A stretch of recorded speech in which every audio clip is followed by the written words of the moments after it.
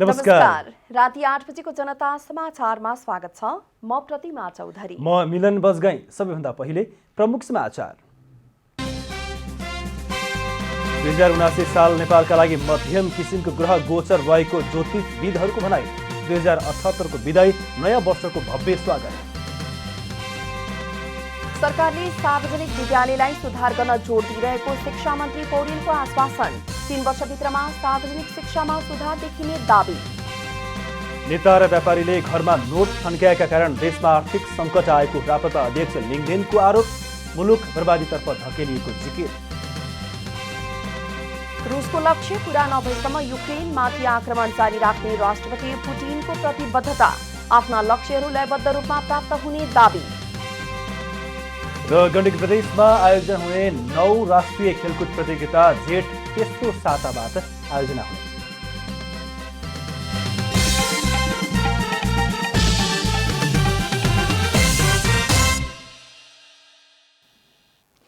अब पुरा समाचार।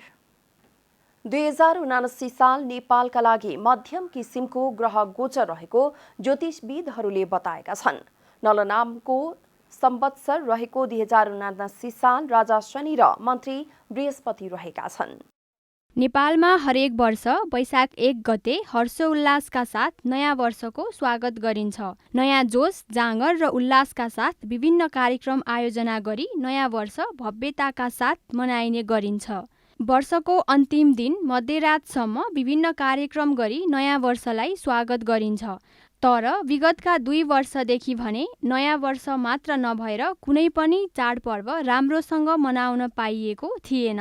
कोरोना संक्रमण र त्यसको रोकथामका लागि सरकारले प्रतिबन्ध लगाएकाले नयाँ वर्ष लगायत कुनै पनि भिडभाड हुने खालका कार्यक्रम गर्न नपाइने थियो। तर यस वर्ष भने सबै प्रतिबन्ध तथा निषेधाज्ञाहरू हटाइएका छन्। कोरोना संक्रमण पनि न्यून अवस्थामा रहेको छ। तर पनि कोरोना महामारीको त्रास भने अझै कायमै रहेकाले स्वास्थ्यका मापदण्ड पालना गरी नयाँ वर्ष भव्यताका साथ मनाइने भएको छ। को वर्ष भन्दाखेरि चाहिँ पेन्डेमिकले गर्दाखेरि एकदम गाह्रो भयो। त्यतिखेर अब न्यू इयर भन्ने त दिमागमै थिएन। कसरी हुन्छ, सबजना बस्ने कसरी बस्ने र आउने साल कसरी, अब आउने इयरहरू चाहिँ कसरी कटाउने भन्ने नै थियो होला अभियसली थियो नै। अनि त्यस कारणले गर्दा त्यो बेलाको न्यू इयर त न्यू इयर जस्तो नै भएन।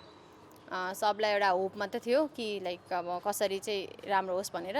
सो यो पालिको न्यू इयर चाहिँ अब म चाहिँ लाइक राम्रैसँग नै मनाउँछु भने, किनभने टोटली त पेन्डेमिक अझै लाइक त्यो कोरोना गएको छैन। तर पनि होपफुली यो पालिको चाहिँ एकदम राम्रो हुन्छ, रमाइलो गर्नु नै पर्छ भन्ने चाहिँ छ। 2077-78 सालमा धेरै क्षति बेहोरेका नेपालीले नयाँ वर्ष 2079 साल सुख, शान्ति र समृद्धिका साथ बितोस् भन्ने चाहना राखेका छन्। अब गए साल त कस्तो भयो सबैलाई थाहा छँदै छ नि होइन। कोरोनाले गर्दाखेरि अब सबैको हाल बेहाल थियो।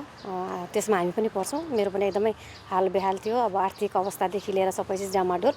अब सोच्छु होइन, गए साल जस्तो यो साल पक्कै पनि नहोला। अब पहिलाभन्दा त अहिले राम्रो पनि हुँदै आइरहेको छ र यो साल राम्रै होला भन्ने आशा राखेको छु र राम्रै होस् भन्ने चाहना पनि छ। मेरो मात्रै नभएर सम्पूर्ण जनता, सम्पूर्ण देश, सबै देशवासीको सबैको यो वर्ष एकदमै राम्रो होस् भन्ने, सबैलाई नयाँ वर्षको शुभ। गएको वर्षहरू 2-3 वर्ष त हाम्रो पीडादायक नै भयो भन्नु पर्यो, बिकज अफ द कोभिड। तैपनि अहिले पनि कोभिड गयो भन्ने पक्षमा पनि छैन भनिरहन्छन्। न्यू भ्यारिएन्टहरू आइरहेछन्।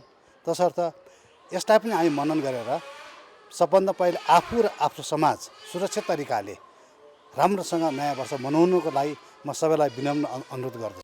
विभिन्न समस्याबाट गुज्रिएका नेपालीहरूले वर्षको अन्तदेखि महँगीको सामना पनि खेपिरहेका छन्। यस वर्ष रुस र युक्रेन बीच भएको युद्धका कारण पेट्रोलियम पदार्थमा आएको मूल्य वृद्धि र महँगीले हरेक उपभोग्य वस्तुको मूल्य आकासिएकाले नेपालमा मात्र नभई विश्वका धेरै राष्ट्र महँगीको मारमा परेका छन्। अब यी सबै समस्या समाधान भई आर्थिक स्तर सुदृढ र सुरक्षित होस् भन्ने कामना गैर आवासीय नेपालीहरूले गरेका छन्। यो कोभिडले गर्दाखेरि हाम्रो नेपालमा मात्र नभइकन नि संसारभरि नै यो अनइम्प्लोइमेन्ट भयो र चाहिँ महँगी पनि बढ्दै गयो। यो गर्दाखेरि हाउ टु सर्भाइभ भन्ने चाहिँ कुरा आयो कि त्यो सर्भाइभ अब यो साल त रसियन वारले पनि गर्दाखेरि भएको हो। यो गर्दाखेरि अब चाँडै यो रसियन वार चाहिँ त्यो शान्त भयो भने मेरो विचारमा हाम्रो यो इन्फ्लेसन पनि घट्छ होला। कोरोना महामारीबाट उन्मुक्ति तथा सङ्कटको अवस्था पुगेको आर्थिक अवस्था सुदृढ हुँदै देशले समृद्धको मार्ग प्रस्थान गर्न सकोस् भन्ने हामी सबै नेपालीको चाहना रहेको छ। क्यामेरामा शैलेन्द्र गोविन्द अमात्यका साथ अस्मिता तिवारी, काठमाडौँ।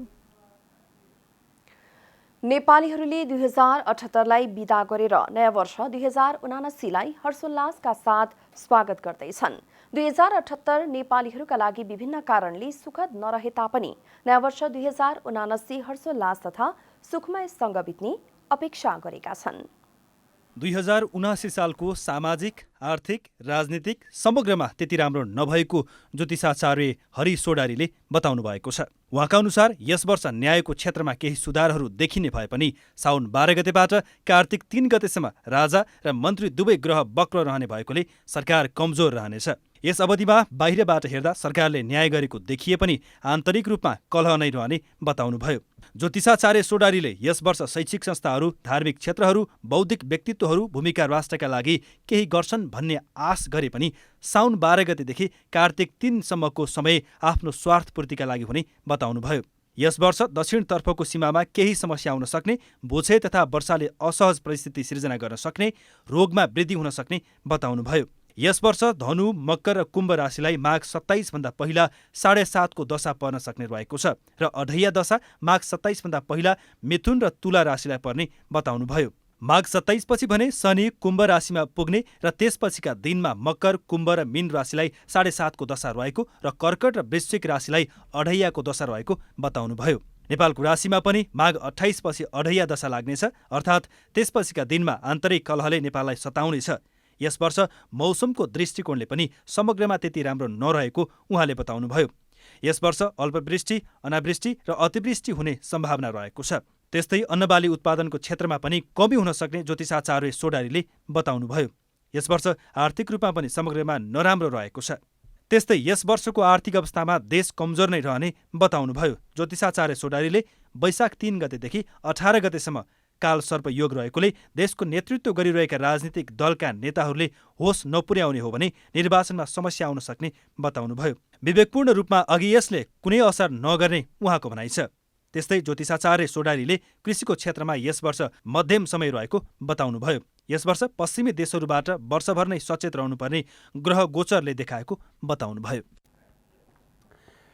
बिहिबार 2079 साल नयाँ वर्ष बनेर उदाउँछ, भित्तिपात्रो फेरिन्छ, नयाँ वर्ष हरेक वर्ष आउँछ, वर्षहरू आउँछन् र जान्छन् पनि। समयले धेरै कुरा सिकाएको छ र हामी सिक्ने क्रममा छौँ।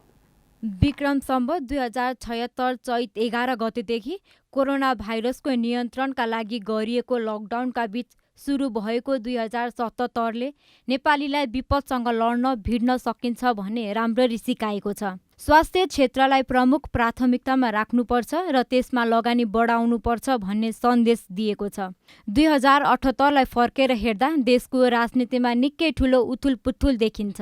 देशको राजनीतिक घटनाक्रममा बिरले मात्र हुने 2 पटक भएको प्रतिनिधि सभा विघटनबाट मोडिएको राजनीतिक यात्राले थप गति लिन सकेन। संसद विघटनले घटनाक्रमबाट विकसित भएको राजनीतिक कारणले देशका कम्युनिस्ट पार्टीहरू विभाजित बन्न पुगे। नेकपा एमाले र नेकपा माओवादी केन्द्र मिलेर बनेको नेकपालाई सर्वोच्च अदालतले 2 फरक पार्टी रहेको फैसला गर्यो, जसका कारण देशमा झण्डै 2/3 नजिक रहेको नेकपा छिन्न भिन्न अवस्थामा पुग्यो। देशको ठूलो पार्टी भएर एक्लै बहुमत प्राप्त सरकार गठन गर्ने अपवादको अवसर प्राप्त गरेको तत्कालीन नेकपाको नेतृत्व र सरकार प्रमुखले उक्त अवसरलाई सदुपयोग गर्न सकेन।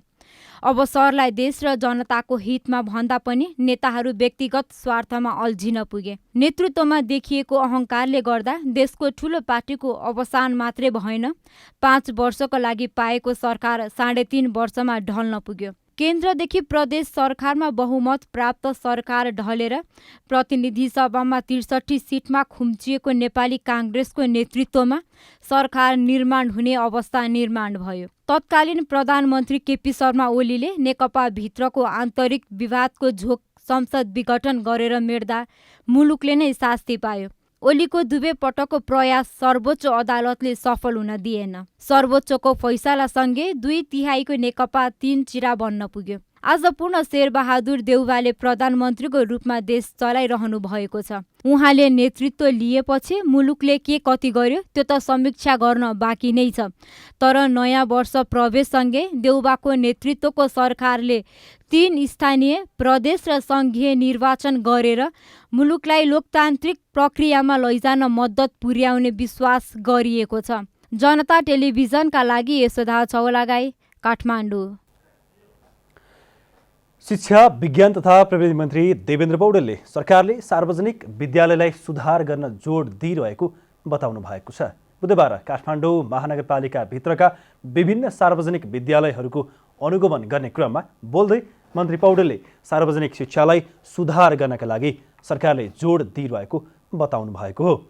उहाँले नेपालको सार्वजनिक शिक्षामा भौतिक पूर्वाधारको सुधार, कानुनी सुधार र शिक्षण सिकाइ प्रक्रियामा सुधार आवश्यक रहेकाले त्यसका निम्ति सरकार लागिरहेको बताउनुभयो। मन्त्री पौडेलले निजी क्षेत्रले पनि शिक्षालाई नाफा आर्जन गर्ने थलोको रूपमा नलिई न्यूनतम शुल्कमा पढाउनु पर्ने बताउनु भएको छ। कानुनी सुधार र शिक्षण सिकाइ प्रक्रियामा सुधार, यी 3 प्रकारका सुधार गरेर सार्वजनिक विद्यालयहरूलाई सुदृढ व्यवस्थित गर्ने अभियानमा मन्त्रालय लागेको छ। त्यही प्रसङ्गमा आज महानगरपालिका अन्तर्गतका केही विद्यालयहरू त्यहाँको शिक्षण सिकाइ प्रक्रिया, त्यहाँको स्थिति, त्यहाँको अवस्था, त्यहाँको आवश्यकताको बारेमा हामी चाहिँ यो उहाँहरूसित अन्तर्क्रिया र अनुगमनमा रहेका छौँ। शिक्षालाई नाफा आर्जन गर्ने थलोको रूपमा होइन कि सेवा दिने संस्थाको रूपमा निजीले गर्नुहोस् भनेर हामीले उहाँहरूलाई पनि त्यही भनेका छौँ। उहाँले कम्तीमा 3 वर्षभित्रमा सार्वजनिक शिक्षा सुधारमा देखिने गरी सरकारले काम गर्ने प्रतिबद्धता समेत व्यक्त गर्नुभयो। मन्त्री पौडेलले विद्यालय सुधार्ने मुख्य जिम्मेवारी शिक्षकको काँधमा रहेको भन्दै शिक्षकहरूले विशेष रूपमा ध्यान दिनुपर्ने आवश्यकता औल्याउनुभयो। उहाँले शिक्षक र विद्यार्थीहरूलाई विद्यालय पोसाक अनिवार्य रूपमा लगाउन समेत आग्रह गर्नुभएको छ। जनता समाचारमा अब छोटो विश्राम।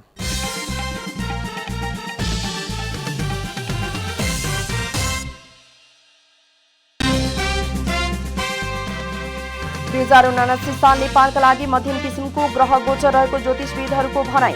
2078 को बिदाई, नयाँ वर्षको भव्य स्वागत। सरकारले सार्वजनिक विद्यालयलाई सुधार गर्न जोड दिइरहेको शिक्षा मन्त्री पौडेलको आश्वासन। 3 वर्षभित्रमा सार्वजनिक शिक्षामा सुधार देखिने दावी। नेता र व्यापारीले घरमा नोट थन्क्याएका कारण देशमा आर्थिक सङ्कट आएको राप्रपा अध्यक्ष लिङदेनको आरोप। मुलुक बर्बादीतर्फ धकेलिएको जिकिर। रुसको लक्ष्य पूरा नभएसम्म युक्रेनमाथि आक्रमण जारी राख्ने राष्ट्रपति पुतिनको प्रतिबद्धता। आफ्ना लक्ष्यहरू लयबद्ध रूपमा प्राप्त हुने दावी। र गण्डकी प्रदेशमा आयोजना हुने नव राष्ट्रिय खेलकुद प्रतियोगिता जेठ तेस्रो साताबाट आयोजना हुने।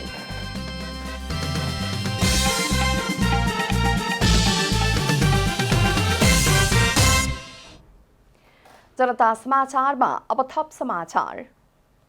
प्रमुख प्रतिपक्षी दल नेकपा एमालेका अध्यक्ष केपी शर्मा ओलीले आगामी स्थानीय तह निर्वाचनमा सत्तारूढ 5 दलीय गठबन्धनलाई आफ्नो पार्टी एक्लैले हराउने दावी गर्नुभएको छ। अध्यक्ष ओलीले आफ्नो पार्टीसँग भिड्न मिलेर आउन पनि सत्तारूढ 5 दलीय गठबन्धनलाई चुनौती दिनुभयो। बुधबार सुनसरीको इनरवामा पार्टीद्वारा आयोजित आम सभामा बोल्दै उहाँले जतिसुकै दल मिलेर भिडे पनि जित भने एमालेकै हुने दावी गर्नुभयो।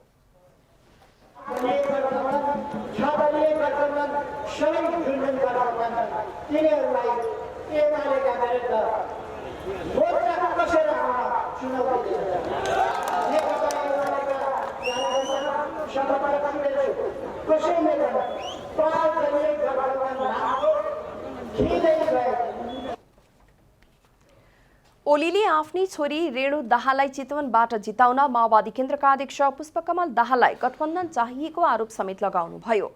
5 दलीय गठबन्धन 6 दलीय गठबन्धनलाई बिचराहरू भन्दै उहाँले अलपत्र अवस्थामा रहेको समेत बताउनुभयो। ओलीले सत्तारूढ गठबन्धन खिँदै गएको उल्लेख गर्दै नडगमगाई चुनावी मैदानमा जुट्न पनि पार्टीका नेता कार्यकर्ताहरूलाई सचेत गराउनुभयो। राष्ट्रिय प्रजातन्त्र पार्टीका अध्यक्ष राजेन्द्र लिङदेनले नेता र काला व्यापारीहरूले घरमा नोट थन्क्याएका कारण देशमा आर्थिक सङ्कट आएको बताउनु भएको छ। राष्ट्रिय प्रजातन्त्र पार्टी पर्साले मंगलबार वीरगञ्जमा आयोजना गरेको आमसभामा बोल्दै अध्यक्ष लिङदेनले ब्याङ्कमा नोट नहुनुको कारण नेताहरू र काला व्यापारीहरूले घरमा थन्क्याएको बताउनु भएको हो। नेताहरूले कमिसन र भ्रष्टाचारबाट कमाएको पैसा ब्याङ्कमा राख्दा आम्दानीको स्रोत खुलाउनु पर्ने भएकाले घरमै थन्क्याएको उहाँले जिकिर गर्नुभयो। नेताहरू र काला व्यापारीहरूले घरमा नोट थन्क्याएका कारण देशमा आर्थिक सङ्कट आएको उहाँको भनाइ छ।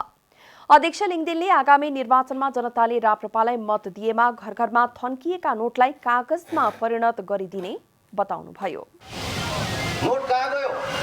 नेताहरूको घरमा कमिसनको नाममा भ्रष्टाचारको नाममा विभिन्न हिसाबले गरेर कमाएको पैसा अब ब्याङ्कमा लगेर राख्दाखेरि त आम्दानीको स्रोत देखाउनु पर्यो। यहाँबाट कमाएको जग्गा बेचेर ल्याएको अथवा व्यापार गरेर कमाएको ट्याक्स तिरेको प्रमाण हुनु पर्यो। नभएपछि कहाँ बोरामा राख्नु पर्यो, बाकसमा राख्नु पर्यो। आज नेताहरूको र काला व्यापारीहरूको घरमा नोट थन्किएको कारण आज देशमा आर्थिक सङ्कट आएको छ। अध्यक्ष लिङदेनले आफ्नै जीवनकालमा देश बनेको हेर्नका लागि मतदाताहरूले पार्टी र नेता फेर्ने बेला आएको बताउनुभयो। उहाँले कांग्रेस, एमाले, माओवादी र मधेसवादी दललाई मत दिएर देश बन्नु भनेको दूधका लागि साँढेको टाङ मुनि बाल्टी थाप्नु जस्तै भएको टिप्पणी गर्नुभयो। एउटा पार्टीले, एउटा नेताले पटक पटक मौका पाउँदाखेरि जनताले सम्झने एउटा काम हुन सकेन। 31-32 वर्षमा यिनीहरूले देशलाई एउटा कुनै नयाँ दिशा दिन सकेनन् मात्र होइन, देशलाई बर्बादीको यो बिन्दुमा पुर्याए। अनि फेरि यिनीहरूलाई भोट दिएर देश बन्छ भन्नु भनेको त साँढेको टाङमुनि बाल्टी थाप्नु जस्तो त हो। उहाँले देशका ठूला राजनीतिक पार्टीहरूले देशलाई बर्बादीको बिन्दुमा पुर्याएको आरोप लगाउनुभयो। नेपालले थप 2 देशसँग कूटनीतिक सम्बन्ध कायम गरेको छ। बुधबार परराष्ट्र मन्त्रालयमा आयोजित पत्रकार सम्मेलनमा परराष्ट्र मन्त्रालयकी प्रवक्ता शिवा लम्सालले नेपालले पछिल्लो समय थप 2 देश दक्षिण सुडान र बेलिजसँग कूटनीतिक सम्बन्ध जोडेको बताउनु भएको हो। उहाँका अनुसार सरकारले 29 मार्च 2022 मा दक्षिण सुडान र 2 अप्रिल 2022 मा बेलिजसँग दौत्य सम्बन्ध कायम गरेको हो। यो सँगै नेपालले हालसम्म विश्वका 176 वटा देशसँग कूटनीतिक सम्बन्ध जोडेको छ। प्रवक्ता लम्सालले रुस र युक्रेन बीच भएको युद्धको विषयमा अन्तर्राष्ट्रिय मञ्चहरूमा आएको प्रस्तावहरूमाथि सरकारले महत्त्वका आधारमा भोट गरेको बताउनुभयो। उहाँले नेपाली राष्ट्रसङ्घको निकाय भएको मतदानमा अहिलेसम्म भएका 4 भोट युक्रेनको पक्षमा हालेको पनि बताउनुभयो।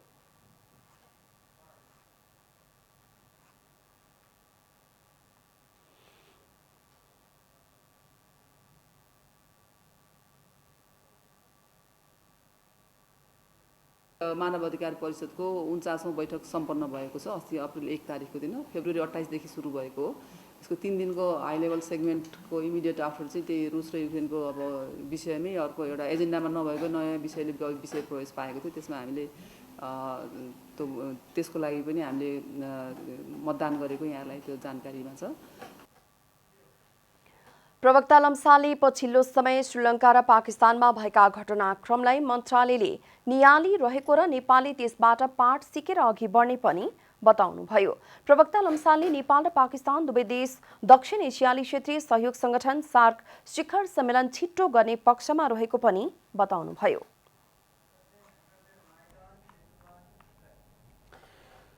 पोखरा अन्तर्राष्ट्रिय विमानस्थलमा ल्यान्डफिल साइटको अझै व्यवस्थापन नहुँदा विमानस्थल सञ्चालनमा ढिलाइ हुने भएको छ।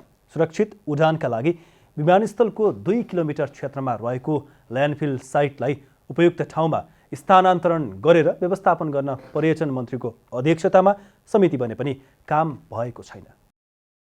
पोखरा अन्तर्राष्ट्रिय विमानस्थल निर्माण कार्य सकिएर करिब 2 साता अघि चिनिया विदेश मन्त्रीको नेपाल भ्रमणका बेला विमानस्थलको साङ्केतिक साँचो प्रधानमन्त्री शेरबहादुर देउवालाई हस्तान्तरण समेत भएको छ।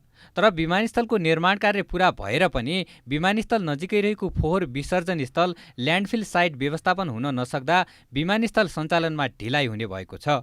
सुरक्षित उडानका लागि विमानस्थल 2 किलोमिटर क्षेत्रमा रहेको ल्यान्डफिल साइटलाई उपयुक्त ठाउँमा स्थानान्तरण गरेर व्यवस्थापन गर्न पर्यटन मन्त्रीको अध्यक्षतामा समिति बने पनि काम भएको छैन। पोखरा महानगरपालिकाले ल्यान्डफिल साइट अन्य स्थानमा नसारेसम्म विमानस्थल सञ्चालन गर्न समस्या रहेको छ। गण्डकी प्रदेश सरकारका मुख्यमन्त्रीसहित सरकारवाला निकायहरूबीच बुद्ध एयरले ल्यान्डफिल साइटको विषयमा छलफल भएको छ। एउटा टास्क फोर्स भनौँ, हामी कार्यदल भनौँ, या केही समिति बनाएर यति दिनभित्रमा चाहिँ त्यहाँको जमिनको पोजिसन के हो, कति सार्वजनिक छ, कति व्यक्तिहरूको बदली छ अथवा के छ, यी सबै कुराहरूको एउटा रिपोर्ट हामीले ल्यायौँ भने नेक्स्ट स्टेप चाहिँ त्यसपछि जान उपयुक्त हुन्छ लाग्यो। त्यस्तै गण्डकी प्रदेशमा पर्यटन मन्त्री मणिभद्र शर्मा कौडेलले पोखरा विमानस्थल सञ्चालनका लागि ल्यान्डफिल साइटको मात्रै काम बाँकी रहेको बताउनुभयो। ल्यान्डफिल साइट बनाउने काम समितिले ल्यान्डफिल साइटको जग्गाको अध्ययन भइरहेको मन्त्री कौडेलले बताउनुभयो। नगरपालिका र गण्डकी प्रदेश सरकारको जोइन्ट इफोर्ट भयो भने सङ्घीय सरकारलाई पनि फेरि हामी बजेट तान्नेदेखि अरू कुरा पनि अलि बढी प्रभावकारी ढङ्गले घचघचाउन सक्छौँ। यही मान्यता र यही विश्वासमा हामी गयौँ भने। त्यस्तै प्रतिनिधि सभाकी सांसद विद्या भट्टराईले विमानस्थल बनाउने बेलामा नै विमानस्थल सञ्चालनमा ल्यान्डफिल साइट मुख्य समस्या रहेको बताए पनि काम अहिलेसम्म हुन नसक्नु राम्रो नभएको बताउनुभयो। यो पोखरा मुरली खण्डको बाटो निर्माण भइरहेको छ।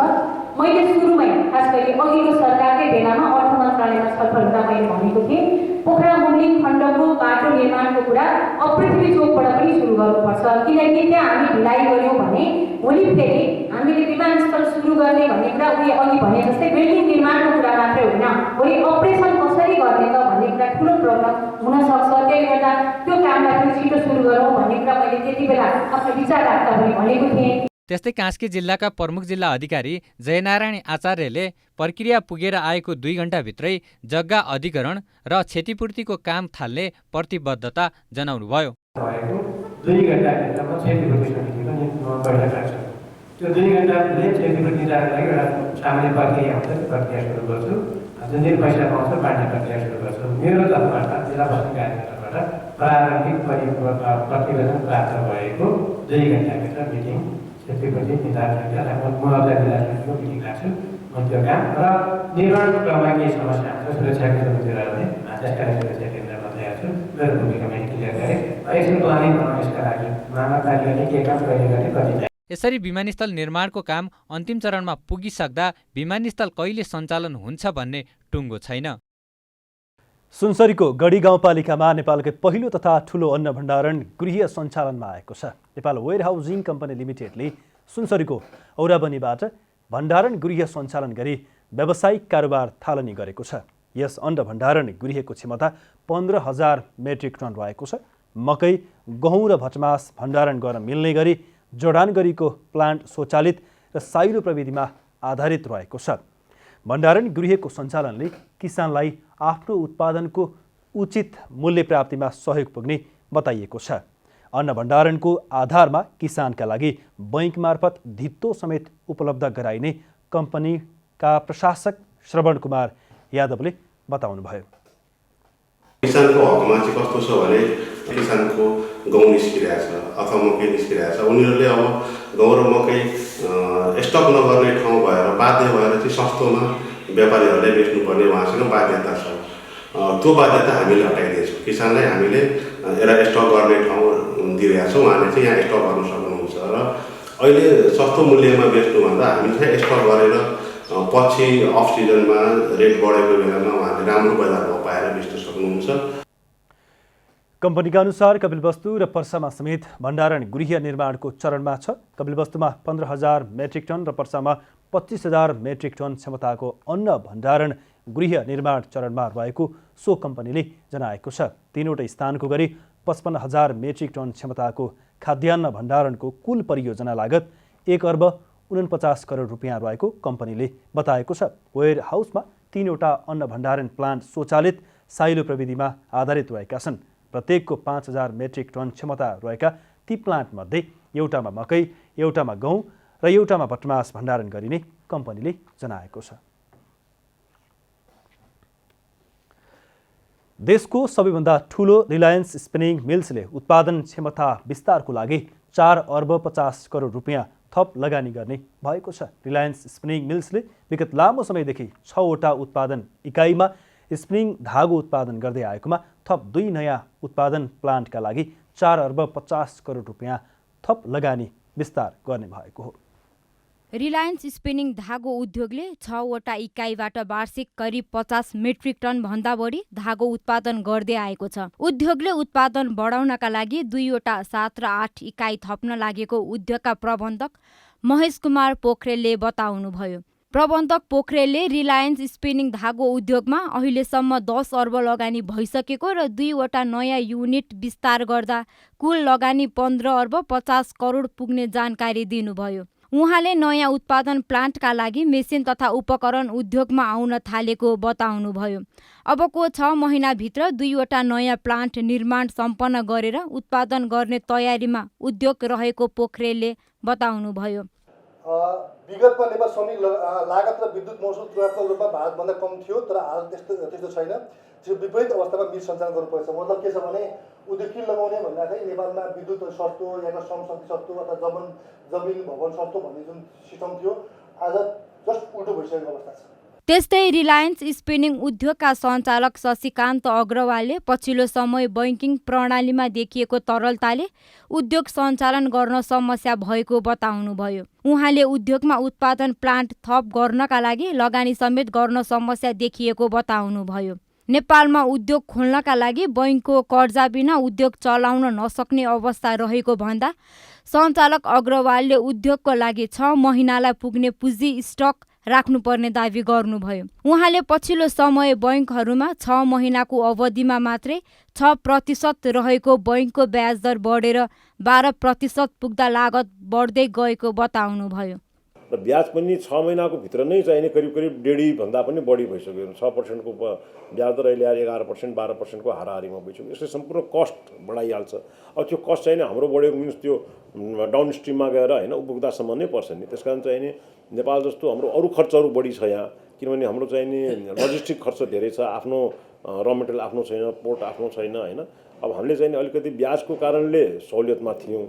रिलायन्स स्पिनिङ धागो उद्योग दिनको 3 शिफ्ट गरी 362 दिन 24 घण्टा चल्ने गर्छ। कम्पनीका उत्पादन मध्ये 60% भारत र 15% टर्की लगायतका देशमा र बाँकी 25% नेपालमा खपत हुने गरेको कम्पनीले बताएको छ। नेपालमा उनी धागोको करिब 80% माग रिलायन्स कम्पनीले पूरा गर्ने गरेको छ। सुनसरी जिल्लाको इटहरी उपमहानगरपालिकाको खनारमा रहेको मिलको पहिलो 2 प्लान्ट सन् 1995 चैतमा स्थापना भई सन् 1997 माघदेखि उत्पादन सुरु भएको थियो। एकीकृत ट्रेड युनियन महासङ्घ नेपालका अध्यक्ष विष्णु लम्सालले विचारको मूल्याङ्कन नभएको कारण नयाँ ढङ्गले अघि बढ्ने हिसाबले बाध्यात्मक विद्रोह गरेको बताउनु भएको छ। ट्रेड युनियन मजदुरहरूको सङ्गठन हो जसले सामूहिक रूपमा सामूहिक सौदाबाजी मार्फत उनीहरूको आपसी हितहरूको संरक्षण र प्रवर्धन गर्दछ। बुधबार काठमाडौँको प्रज्ञा भवनमा एकीकृत ट्रेड युनियन महासङ्घ नेपालद्वारा आयोजित बागमती प्रदेश भेला कार्यक्रममा महासङ्घका अध्यक्ष विष्णु लम्सालले केपी ओली सत्तामा हुँदा कुनै पनि सहमति कार्यान्वयन नभएको बताउनुभयो। त्यस्तै कार्यक्रममा नेकपा एकीकृत समाजवादीका नेता एवं एकीकृत ट्रेड युनियन महासङ्घ नेपालका संरक्षक मुकुन्द नेउपानेले ओली भगवान बनेर बसेको भन्दै 3 वर्ष तमासा भएको बताउनुभयो। नेपालको इतिहासमा पहिलोपटक कम्युनिस्ट पार्टीको प्रधानमन्त्री 2/3 मत पाएर कम्युनिस्ट पार्टीको प्रधानमन्त्री बनेका थिए। ती प्रधानमन्त्रीलाई चाहिँ राय सल्लाह सुझाव दिने ठाउँमा चाहिँ तत्कालीन महासङ्घका अध्यक्ष विष्णु रिमाल पुगेका थिए। तर ती विष्णु रिमालले न प्रधानमन्त्रीलाई कतिको सुझाव दिए न राम्रो सल्लाह दिन सके।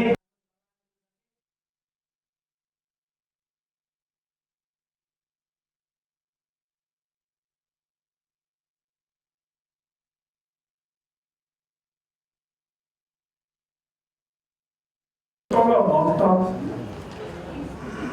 आफूमाथि भगवान अनि तलकाले ताली बजाउनु पर्ने, उसको भजन गाउनु पर्ने। तपाईँहरूले चाहिँ मञ्चमा चाहिँ तमासा देख्नुभयो। 3 वर्ष तमासै तमासा। अब हुँदै नेता होइन बा, अब बा जसले भनेन त्यो प्रति रातो लाग्यो। कार्यक्रममा उपस्थितिहरूले मजदुरहरूका हक हितका निम्ति ट्रेड युनियनले काम गर्नुपर्ने बताएका थिए। अब आर्थिक समाचार।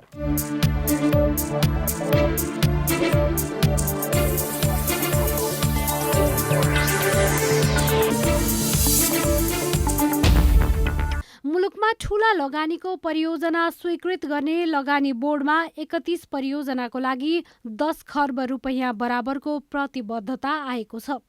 विभिन्न परियोजनाको लागि उक्त प्रतिबद्धता आएको हो, जसमध्ये सबैभन्दा धेरै जलविद्युत परियोजनाको लागि छ।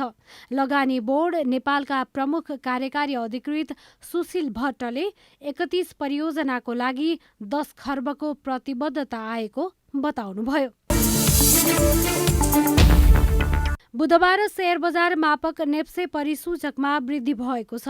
नेप्से परिसूचक 30.24 अङ्कले बढेर 2415.24 बिन्दुमा पुगेको छ, जसमा सेन्सिटिभ इन्डेक्स 6.97 अङ्कले बढेको छ भने फ्लोट इन्डेक्स 2.04 अङ्क र सेन्सिटिभ फ्लोट इन्डेक्स 2.13 अङ्कले बढेको छ।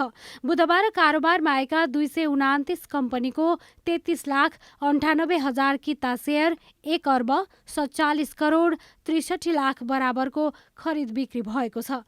नेप्से परिसूचकमा वृद्धि भए पनि कारोबार रकम भने अघिल्लो दिनको तुलनामा घटेको छ।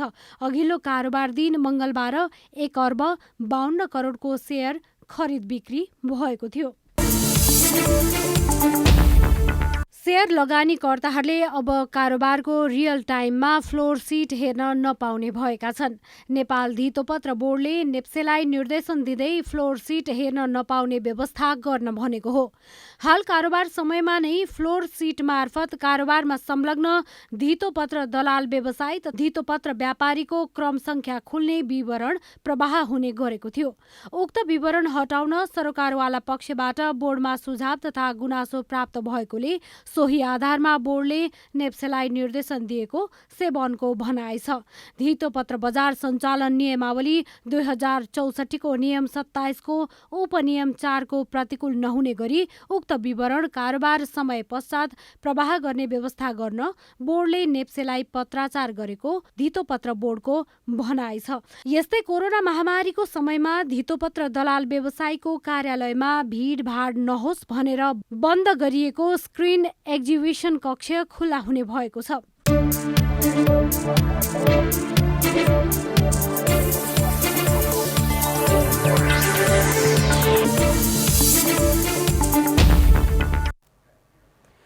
जनता समाचारमा अब छोटो विश्राम।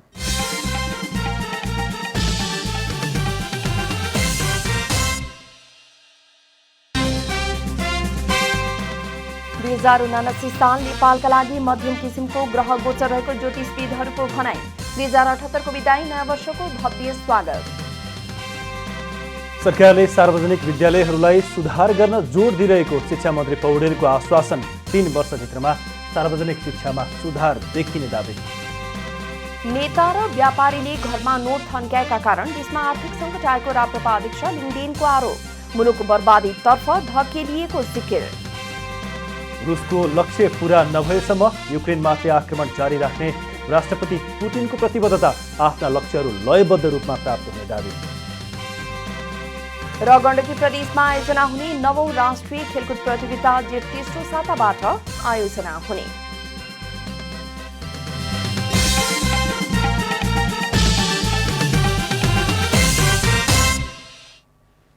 जनता समाचारमा अब अन्तर्राष्ट्रिय समाचार।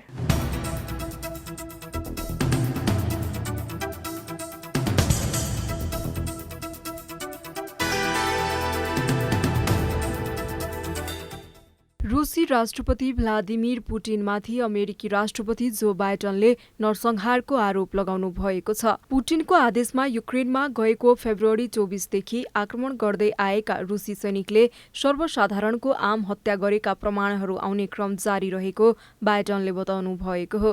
बाइडनले पुटिनलाई तानाशाह भन्दै उहाँको आदेशमा युक्रेनी नागरिकको नरसंहार भएको आरोप लगाउनु भएको छ।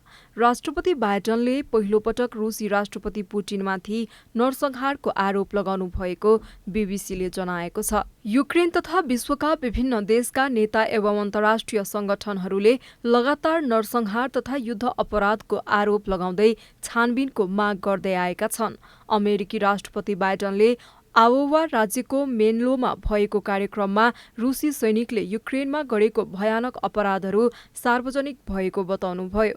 आफूहरूले थप अत्याचारहरू थाहा पाउँदै गएको बाइडनको दाबी छ। यसैबीच सत्य कुरा बोलेको भन्दै युक्रेनी राष्ट्रपति भोलोदिमिर जेलेन्स्कीले आफ्ना अमेरिकी समकक्षी बाइडनको प्रशंसा गर्दै ट्विट मार्फत धन्यवाद भन्नुभएको छ।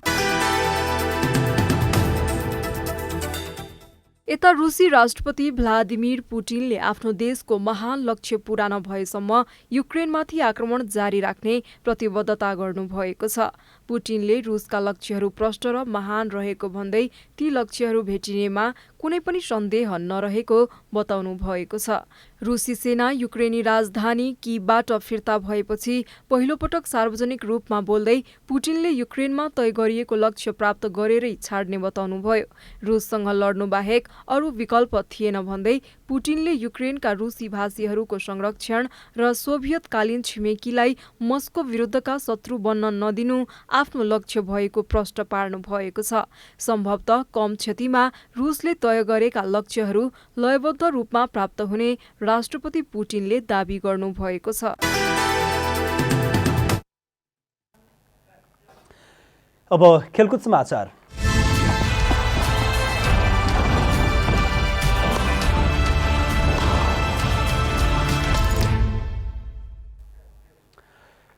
गण्डकी प्रदेशमा आयोजना हुने 9औं राष्ट्रिय खेलकुद प्रतियोगिता जेठ तेस्रो साता आयोजना हुने भएको छ। नेपाल सरकार मन्त्री परिषदको बैठकले 9औं राष्ट्रिय खेलकुद प्रतियोगिता जेठ 22 देखि 28 गतेसम्म गर्ने निर्णय गरेको छ। युवा तथा खेलकुद मन्त्रालयको प्रस्तावमा मन्त्री परिषदको बैठकले प्रतियोगिताको मिति तय गरेको राष्ट्रिय खेलकुद परिषदका सदस्य सचिव टङ्कलाल घिसिङले जानकारी दिनुभयो। क्याबिनेट निर्णय गरेको छ। यसको तयारीको जिम्मा सम्पूर्ण काममा खट्ने जिम्मा त राष्ट्रिय खेलकुद परिषदको हो नि, हैन? किनभने तर यस राष्ट्रिय खेलकुद परिषदले सरकारको निर्णयलाई स्वागत गर्दै हामीले नै प्रस्ताव गरेका हौँ। यो चाहिँ चाँडो गर्नु पर्यो। लामो समयदेखि खेलाडीहरू प्रतीक्षामा छ। खेलाडीहरूले किन ट्रेनिङ गर्छ भन्दा प्रतियोगिताका लागि हो। यसअघि 8औं राष्ट्रिय खेलकुद तत्कालीन मध्यपश्चिम रहेको लुम्बिनी प्रदेशमा 2075 सालमा सञ्चालन भएको थियो। उक्त खेलकुद महोत्सवको समापन समारोहमा 9औं राष्ट्रिय खेलकुद गण्डकी प्रदेशमा आयोजना गर्ने निधो भएको थियो। हरेक 2 वर्षमा आयोजना हुने 9औं राष्ट्रिय खेलकुद 2077 सालमै आयोजना हुनुपर्ने थियो। विश्वव्यापी बनेको कोरोना महामारीका कारण 1 वर्षका लागि सारिएको प्रतियोगिता 2078मा पनि हुन सकेको थिएन। यस्तै सदस्य सचिव घिसिङले राष्ट्रिय खेलकुद गतिविधि सञ्चालन गर्नका आर्थिक कारण बाधक नहुने बताउनुभयो। अर्थ मन्त्रालयबाट बजेट निकासा गरेर भए पनि ठूला प्रतियोगिता तोकिएकै समयमा हुने सदस्य सचिव घिसिङले प्रश्न पार्नुभयो। हाम्रो अर्थतन्त्र त्यस्तो खालको पनि छैन जसरी बाहिर एउटा ढङ्गले चित्रण गर्न खोजिँदैछ, त्यस्तो पनि छैन। र सरकारले यस सम्बन्धी गर्नका लागि सामर्थ्य त्यो आधार नभएको भए निर्णय गर्दैन पनि थियो। तपाईँलाई मैले यति मात्रै पनि राष्ट्रिय खेलकुद तयार गर्ने प्रस्ताव एज अ सदस्य सचिवको रूपमा मैले मन्त्रालय पठाएर मन्त्रालयले क्याबिनेटमा लगेको हो। तर निर्णय परिषदले भन्दा पनि नेपाल सरकारले गरिया हो नि त। सदस्य सचिव घिसिङले चीनमा आयोजना हुने 19औं एसियन खेलको तयारी पनि छिट्टै थाल्ने बताए। त्यसका लागि सङ्घहरूसँग समन्वय गरेर अगाडि बढ्ने बताउनुभयो। अन्त्यमा आजको डायरी। नेपालीहरूले 2078लाई बिदा गरेर नयाँ वर्ष 2079लाई हर्षोल्लासका साथ स्वागत गर्दैछन्। 2078 नेपालीहरूका लागि विभिन्न कारणले सुखद नरहे पनि नयाँ वर्ष 2079 हर्षोल्लास तथा सुखमयसँग बित्ने अपेक्षा गरेका छन्। यसैबीच 2079 साल नेपालका लागि मध्यम किसिमको ग्रह गोचर रहेको ज्योतिषविदहरूले बताएका छन्। प्रमुख प्रतिपक्षी दल नेकपा एमालेका अध्यक्ष केपी शर्मा ओलीले आगामी स्थानीय तह निर्वाचनमा सत्तारूढ 5 दलीय गठबन्धनलाई आफ्नो पार्टी एक्लैले हराउने दावी गर्नुभएको छ। अध्यक्ष ओलीले आफ्नो पार्टीसँग भिड नमिलेर आउन पनि सत्तारूढ 5 दलीय गठबन्धनलाई चुनौती दिनुभएको छ। नेपालले थप 2 देशसँग कूटनीतिक सम्बन्ध कायम गरेको छ। सरकारले 29 मार्च 2022 मा दक्षिण सुडान र 2 अप्रिल 2022 मा बेलिजसँग द्वैतीय सम्बन्ध कायम भएको बताएको हो। यो सँगै नेपालले हालसम्म विश्वका 176 वटा देशसँग कूटनीतिक सम्बन्ध जोडेको छ। रुसी राष्ट्रपति भ्लादिमिर पुटिनमाथि अमेरिकी राष्ट्रपति जो बाइडेनले नरसंहारको आरोप लगाउनु भएको छ। पुटिनको आदेशमा युक्रेनमा गएको फेब्रुअरी 24 देखि आक्रमण गर्दै आएका रुसी सैनिकले सर्वसाधारणको आत्महत्या गरेका प्रमाणहरू आउने क्रम जारी रहेको बाइडेनले बताउनु भएको छ। बाइडेनले पुटिनलाई तानाशाह भन्दै उहाँको आदेशमा युक्रेनी नागरिकको नरसंहार भएको आरोप लगाउनु भएको छ। गण्डकी प्रदेशमा आयोजना हुने नवौं राष्ट्रिय खेलकुद प्रतियोगिता जेठ तेस्रो साता आयोजना हुने भएको छ। नेपाल सरकार मन्त्री परिषदको बैठकले नवौं राष्ट्रिय खेलकुद प्रतियोगिता जेठ 22 देखि 28 गतेसम्म गर्ने निर्णय गरेको छ।